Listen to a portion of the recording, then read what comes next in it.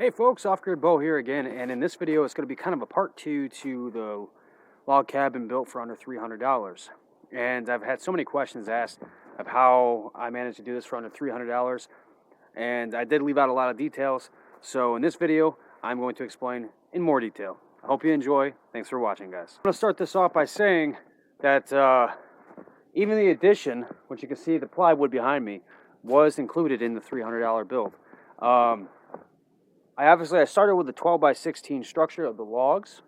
Now what I did was I took stones from the stone wall fence, and I used those as pretty much my foundation. Instead of pouring a slab or anything like that, I took the stones from the stone wall fence and I made a big square. Measured them out evenly. Had to dig down in the dirt because obviously stones are never the same size, so that was kind of a pain in the neck. But hey, it's free, right? And so what I did was I dug them down the dirt, got them all perfectly level across, and set my logs directly on the stones. Now I don't have just stones in the corners either. I have stones, I want to say 5 stones per log wall to give it even that extra support through the upcoming years.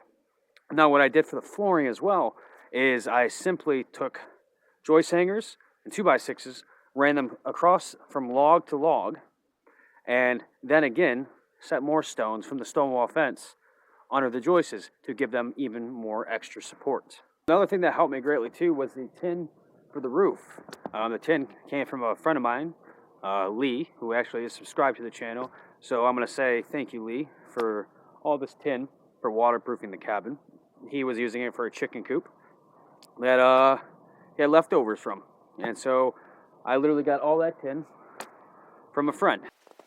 So as far as the building materials is the addition, the roof, and the flooring, I mostly got all of that from putting up posts on Craigslist and or looking for posts on Craigslist, trying to find people that wanted things removed from the property, such as sheds and outhouses and even something as big as an old garage.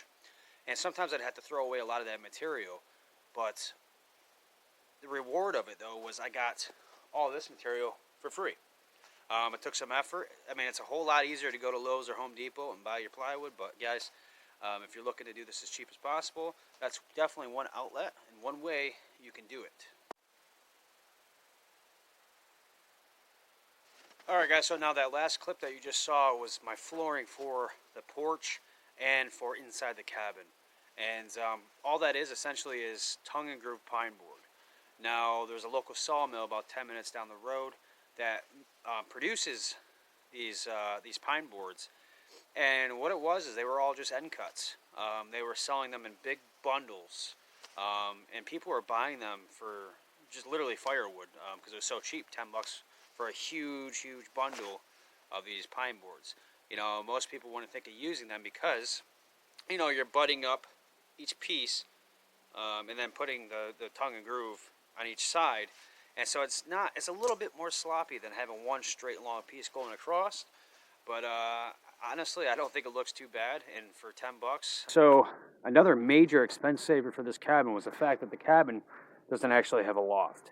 Now I kind of wish I had one, but I'm kind of glad I don't. You know, it makes for a lot of extra storage space, or to throw a bed up there to give you more space down below. But at the same time, guys, this is so easy to heat, it's ridiculous. I mean, literally 20 minutes in, getting that wood stove going, this place is warming up nice and toasty.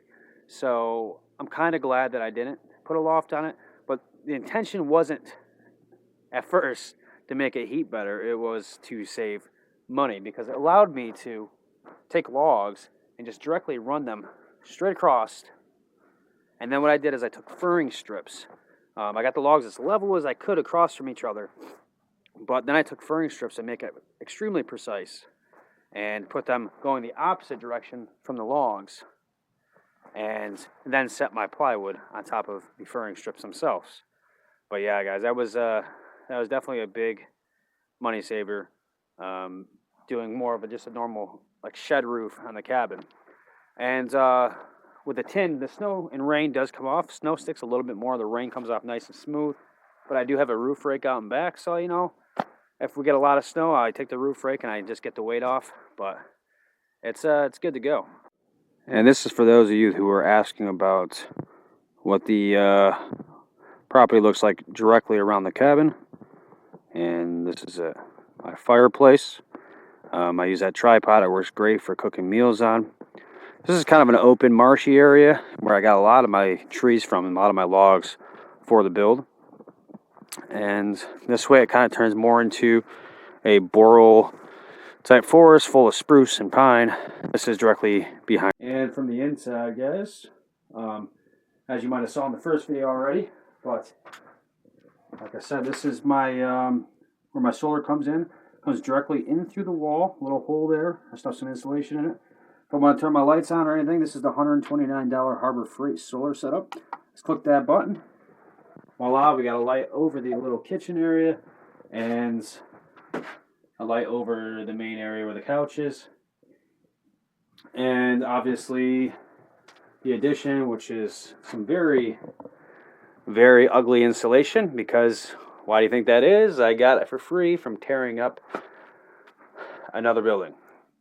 And so, you know, a lot of the insulation got ripped, and I kind of just grabbed some other insulation and just stuffed it in, but it works great, and I've had no issues, and this place warms up like a charm. As I'm talking, cold air is coming out of my breath right now because I haven't fired the wood stove up. I just got back to the cabin.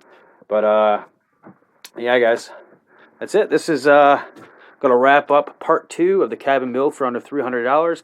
I hope this helped answer some of your other questions that you had about it. And I thank you guys so much for watching. It means the world to me. And now some just extra random footage of the scenery and landscape around the cabin. Stay tuned, guys. Don't forget to subscribe. It means a lot to me. And thanks for watching.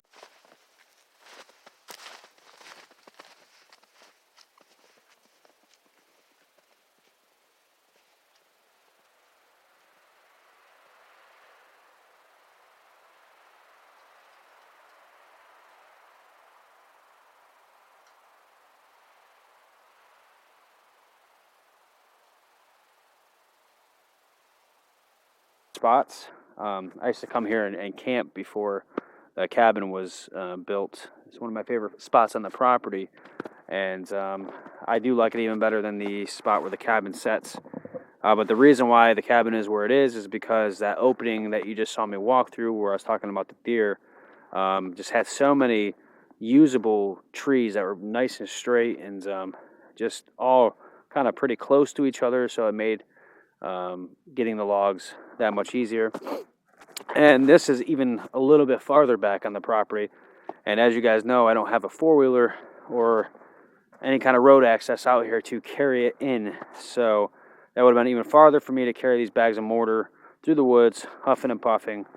So I ended up choosing the spot where the cabin sits now. But this might sound like a crazy idea, guys, but down the road sometime, I'm not sure how far down the road, I might actually build another cabin, and I might put it right in this spot here, because I just love it here. I love this spot. But we'll see. We'll see how things go.